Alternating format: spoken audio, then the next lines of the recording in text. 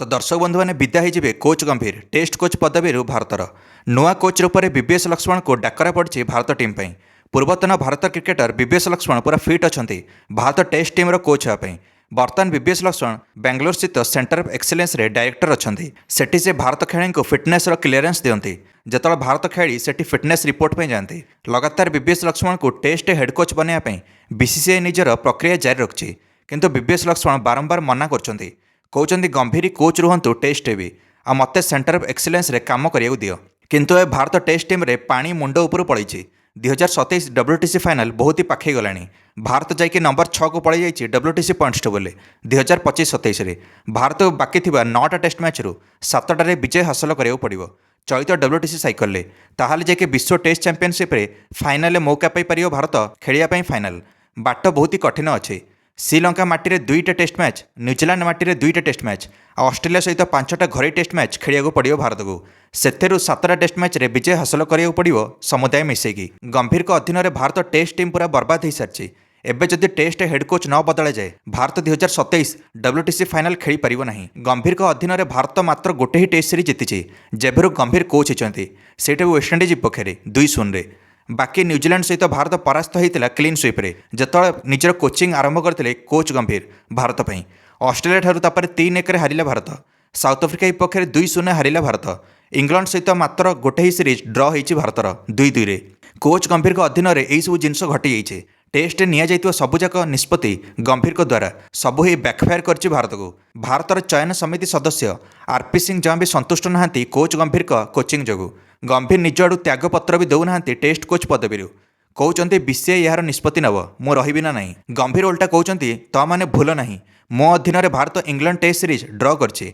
मो अधीन में भारत चैंपियंस ट्रॉफी जितला। मो अधीन में भारत एशिया कप भी जितला।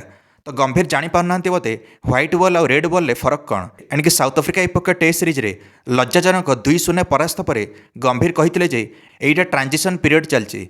एटा युवा खेलाड़ी भारतीय टीम से बर्तमान शिखुंट यही जिनस से कहते जो साउथ अफ्रिका ठारू लज्जाजनक परास्त होता। गंभीर कथार जमा भी तालमेल ना। इंग्लैंड टेस्ट सीरीज ड्र कलापर आउ गोटे कथा कहते से ट्रांजिशन रे विश्वास करती ना। आम युवा टीम पाखे एक्सपीरियंस कम थिला से भारत से टेस्ट सीरीज ड्र करा इंग्लैंड माटी रे। जदि एक्सपीरियंस था आम जीति जाता। तो सीरीज हारिले कहते ट्रांजिशन चलती आ सीरीज ड्र करें कहते एक्सपीरियंस कम थिला आम भारतीय युवा खेलाड़ी पाखे। यही कोच गंभीर दिने कमेंटेटर रवि शास्त्री को तीखा बाण मारते जिते कोच थे Ravi Shastri Bharat team head coach 2021 मसीह। कहते रवि शास्त्री निज क्यारियर रे किसी भी उपलब्धि हासिल करना तो से भारत टीम पे कौन करेंगे। रवि शास्त्री कोच में फिट नुह एमती कहते तत्कालीन कमेंटेटर गौतम गंभीर। से रवि शास्त्री बर्तमान निजर उदारता देखते कोच गंभीर प्रति। कहते भारतर कोच दायित्व संभाळिबा एते सहज नुहे। भारतर फैन फॉलोइंग बहुत ही अधिका अच्छी भारत क्रिकेट प्रति आ फैंस मानकर बहुत ही आशा अच्छी टेस्ट टीम ठारू। तो कोच गंभीर पर यहीटा आरंभ मात्र आग को बहुत ही बड़ बड़ असुविधा सम्मुखीन करा पड़ो कोच गंभीर को कहले रवि शास्त्री। रवि शास्त्री कहले समस्ते तत्कालीन टेस्ट कैप्टेन रोहित शर्मा को दायी करते जिते भारत हारिला न्यूजीलैंड ठारू ऑस्ट्रेलिया ठारू टेस्ट सीरीज। एबे किंतु सब जानीपे से तो रोहित का भूल नाला बरं कोच गंभीर को भूल जो भारत यही सब टेस्ट सीरीज हारिला। कारण रोहित विराट टेस्ट हटिला भारतर सेमती दुर्दशा जारी रहा। भारत तो साउथ अफ्रिका ठारू 400 रन बड़ व्यवधान हारिला द्वितीय टेस्ट मैच साउथ अफ्रिका बनाम भारत टेस्ट सीरीज रे। यह सबुठ बड़ पराजय थिला दीर्घ 100 वर्षर क्रिकेट इतिहास रे भारत पई। एईटा फरक थिला मो कोचिंग रे आ गंभीर को कोचिंग रे कहले रवि शास्त्री। रवि शास्त्री कहले मो कोच थिला बेले भारत मात्र गोटे ही टेस्ट मैच हारिथिला घरई माटी रे दीर्घ 4 वर्ष भितर। आ कोच गंभीर के अधीन में भारत 5टा टेस्ट मैच हारिगलानी विगत 13 मास भितर। एणिकी रवि शास्त्री कहले मो अधीन में आम विदेशी माटी रे जितिले सेलिब्रेशन करूँ किंतु एबे उल्टा हो जाइए। भारत विदेशी माटी रे एणिकी सीरीज ड्र करिले सेलिब्रेशन करुच्ची आ फॉलोन आड़े तो बहुत ही खुशी होची।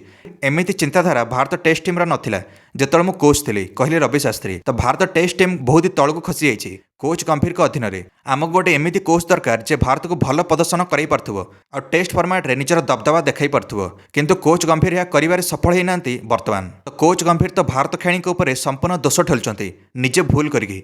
भारत हारिला परे कोच गंभीर कहते भारत बैटर्स ठीक से बैटिंग करूना एमती जदि खराब बैटिंग करेंगे आम हारुवा तो संपूर्ण दोष से ठेलुंट संपूर्ण भारत बैटिंग लाइन उपरे। तो रवि शास्त्री कहले मुझे कहूँ चाहूँगी जदि ऋतुराज गायकवाड़ सरफराज खान और मोहम्मद शमी भली टेस्ट खेलाड़ी को मौका न देवे गंभीर ताले भारत जितब केमती। गंभीर तो केवल IPL खेलाड़ी को मौका दे चलते ଯେମିତିକି ସାଇ ସୁଦର୍ଶନ, ଧ୍ରୁବ ଜୁରେଲ ଏମାନଙ୍କର ଡୋମେଷ୍ଟିକ୍ ପରଫର୍ମାନ୍ସ ବି ସେତେ ଭଲ ନାହିଁ। ତ ଏମିତି ଯଦି ଚୟନ କରାଯିବ ଭାରତ ଟେଷ୍ଟ କ୍ରିକେଟରେ ତାହେଲେ ଭାରତ କେମିତି ବା ଜିତିବାରେ ସମ୍ଭବ ହେବ। ଯଦି ଆପଣମାନେ ବି ଚାହୁଁଥିବେ ଟେଷ୍ଟ ଓ କୋଚ୍ ଗମ୍ଭୀରକୁ ବିଦା କରାଯାଉ ହେଡ୍ କୋଚ୍ ରୂପରେ, ନିଶ୍ଚୟ ମନ୍ତବ୍ୟ କମେଣ୍ଟରେ ଦେଇ ଭିଡ଼ିଓକୁ ଲାଇକ୍ ଆଉ ଚ୍ୟାନେଲକୁ ସବସ୍କ୍ରାଇବ୍ କରିଦେବେ ସମସ୍ତ କ୍ରିକେଟ ଅପଡେଟ୍ସ ପାଇଁ। ଧନ୍ୟବାଦ।